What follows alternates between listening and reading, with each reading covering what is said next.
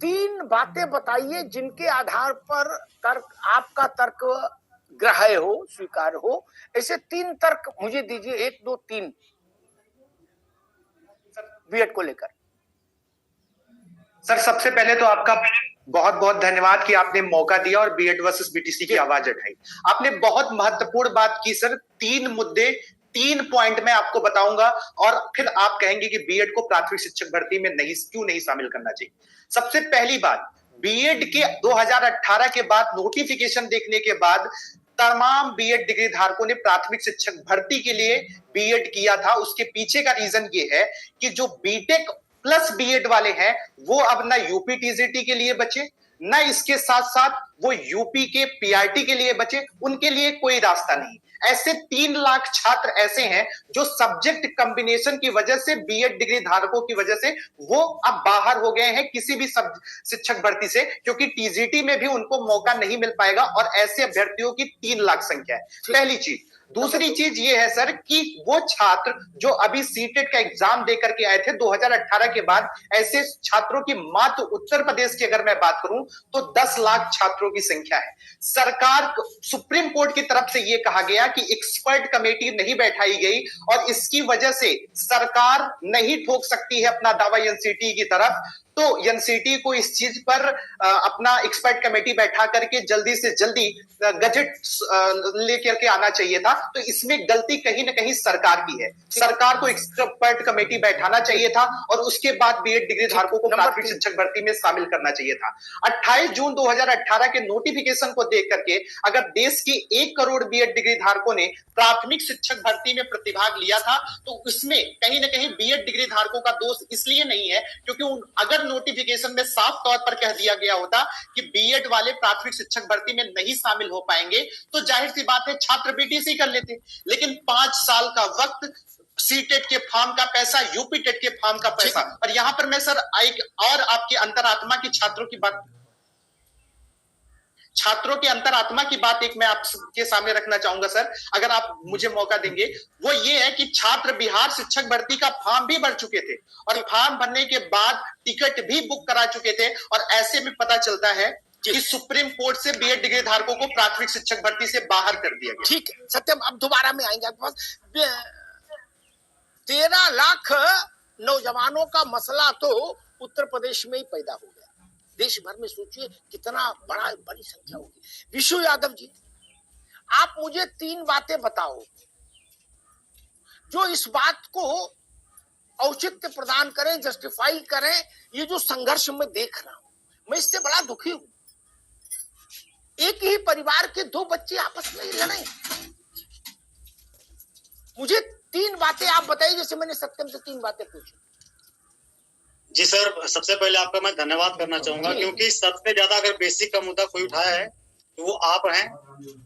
Sir मैं इसलिए कहना चाहता हूं कि इनके साथ अन्याय नहीं हुआ है। संवेदना इनके प्रति है मेरी कि इनका समय बर्बाद हुआ, पैसा बर्बाद हुआ है, लेकिन ये सरकार की और एनसीटी की गलत नीतियों का शिकार हुए हैं, लेकिन अन्याय नहीं हुआ है। क्योंकि सर आप भली भांति जानते हैं कि बीटीसी के पास सिर्फ और सिर्फ प्राथमिक शिक्षक भर्ती में बैठने का मौका रहता है और इनके पास बीएड के पास एलटी है, उसके बाद टीजीटी है, पीजी। जी ठीक है विशु, बोलिए जी। आ रही आवाज, बोलिए भैया विशु। एक मिनट सर जी। हाँ सर, सॉरी सर। बीएड के पास एलटी में बैठने का मौका है, उसके बाद टीजीटी, पीजीटी, बीईओ, उसके बाद इनके पास बीएससी बनने का मौका है। बहुत ऑप्शन इनके पास है सर। बीटीसी करने का उद्देश्य सिर्फ और सिर्फ प्राथमिक शिक्षक भर्ती होता है, जबकि बीएड करने का उद्देश्य प्राथमिक शिक्षक भर्ती ना पहले था ना अब है। सुप्रीम कोर्ट ने साफ अपने फैसले में कहा है कि ये इनका जो आदेश रद्द किया है, साफ तौर पे कहा है कि ये इनको एक्स्ट्रा अवसर दिया गया था, उससे ही रद्द किया है, ना कि इनकी किसी अधिकार को रद्द किया है। बीएड करने का अधिकार ना पहले कभी था कि प्राथमिक शिक्षक भर्ती में बैठना, ये इनका एक्स्ट्रा अधिकार था जिसे सुप्रीम कोर्ट ने खारिज कर दिया है। ठीक, आप कह रहे हो एक्स्ट्रा अधिकार था, इसे खारिज कर दिया। मैं प्रश्न ये लेके नहीं आया कि सुप्रीम कोर्ट ने क्या किया, मैं तो कह रहा हूं सरकार और ये जो वो नेशनल एनसीटीई है, इसकी गलती का खामियाजा विशु यादव भुगते तो भी मुझे यहाँ तकलीफ, और सत्यम पाठक भुगते तो भी मुझे तकलीफ। भाई मैं ये कह रहा हूं, मैं इस लट्ठम लट्ठा के साथ नहीं खड़ा हो सकता मित्र ना। बोले वाह गुरु मजा आ रहा है, लाठी चलने दो ना। और नौकरी ही कहां है, भर्ती कहां आ रही है, क्या बीटीसी और क्या बीएड, ये एक भी बड़ा प्रश्न है। मैं त्रिभुवन जी के पास चलूंगा, फिर अवधेश भाई के पास आऊंगा। आज बड़ा पीड़ित, मतलब बहुत खिन्न है मेरा मन और पीड़ा से भरा हुआ है। त्रिभुवन जी वही वैसे तो नहीं, आपके साथ जो हुआ उसकी पीड़ा बहुत ज्यादा थी, लेकिन कुछ कुछ उसी ढंग का एक अचानक से एक फैसला आता है और उससे पूरा परिदृश्य बदल जाता है। पता लगता है, जैसा अभी सत्यम बता रहे थे कि 13 लाख बच्चे तो उत्तर प्रदेश में इस फैसले से प्रभावित हो गए। मुझे वही दिन याद आ गया कि 1,72,000 लोग एक साथ एक झटके में एक फैसले से प्रभावित हो गए। बिल्कुल बिल्कुल। और उसके बाद चलो मान दे और रहा, लेकिन वो 3,000 से 10,000 हुआ, ठीक है, लेकिन 10,000 पर ही अटक गया। 10,000 में क्या जीवन जिएगा आदमी, क्या परिवार पालेगा, क्या बच्चे पढ़ाएगा। त्रिभुवन जी। आदरणीय अमिताभ जी, आपने हमेशा से ही शिक्षकों, शिक्षा मित्रों और शिक्षा जगत से जुड़ी हुई हर समस्या को आपने बहुत प्रमुखता से उठाया। आपने अभी देखा हाल ही में कि तदर्थ शिक्षक जो एडेड विद्यालयों में पढ़ा रहे थे, और 2020 इसी अगस्त महीने में उनका फैसला आया था माननीय सुप्रीम कोर्ट से, और यही उत्तर प्रदेश की सरकार थी। यही उत्तर प्रदेश की सरकार तदर्थ शिक्षकों का मुकदमा लेकर के उनके विपक्ष में गई थी, और क्या हुआ, 2000 से अधिक 2090 तदर्थ शिक्षक एक झटके में सुप्रीम कोर्ट के फैसले से बाहर हो गए। आज वो लोग आंदोलन कर रहे हैं बेसिक शिक्षा निदेशालय लखनऊ में, 2090 शिक्षक है। और उसके बाद सुप्रीम कोर्ट ने क्या कहा, सुप्रीम कोर्ट ने कहा कि जैसे भाई आप इनको खुली भर्ती निकालिए और इनको जो है कुछ वेटेज और वो छूट दे दीजिए। माध्यमिक शिक्षा सेवा चयन बोर्ड ने विज्ञापन निकाला, और विज्ञापन निकालने के बाद आप विश्वास नहीं मानेंगे, उसमें मात्र 41 टीचर सेलेक्ट हुए। 6 टीचर पीजीटी के और 34 टीचर टीजीटी के सेलेक्ट हुए, जो लोग 23 साल से पढ़ा रहे थे तदर्थ शिक्षक। मतलब 2090 में से 90 शिक्षक भी परमानेंट उनके उसमें विज्ञापन सेलेक्ट नहीं हो पाए भर्ती में। और आज वो लोग धरना प्रदर्शन कर रहे हैं। पिछले 1 साल से उनको ना पैसा मिला है, ना मानदेय मिला है, कुछ भी नहीं मिला है।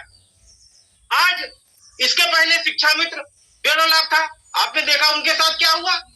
और अभी आपने देखा कि जो फैसला आया उसमें साफ साफ सुप्रीम कोर्ट ने बिना किसी टीका टिप्पणी के 2018 का नोटिफिकेशन रद्द कर दिया। अब आप मजे की बात देखिए कि उत्तर प्रदेश में जो भर्ती होती है 69,000, उस 69,000 की भर्ती में साफ साफ नोटिफिकेशन में लिखा है, सर ब्रिज कोर्स कराया जाएगा।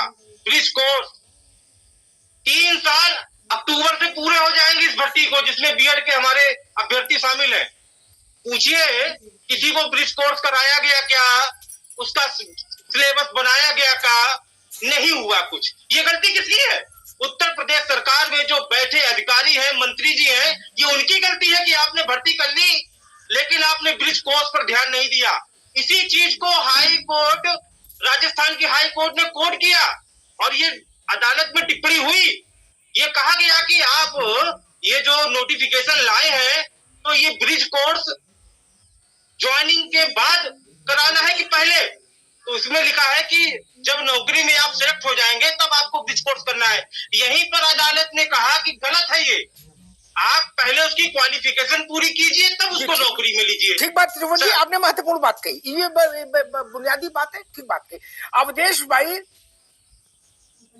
मसला ये कि एक क्षण में 12-13 लाख नौजवान उत्तर प्रदेश में संकट में आ गया और 1 करोड़ के आसपास पूरे देश में संकट में आ गया। एक दूसरा, जो नौजवान बीएड करके और बेसिक शिक्षा में भर्ती हो गए, क्योंकि सरकार की राजाज्ञा थी, भर्ती हो गए, इम्तिहान देखिए उनका क्या होगा अब सुप्रीम कोर्ट के निर्णय के बाद।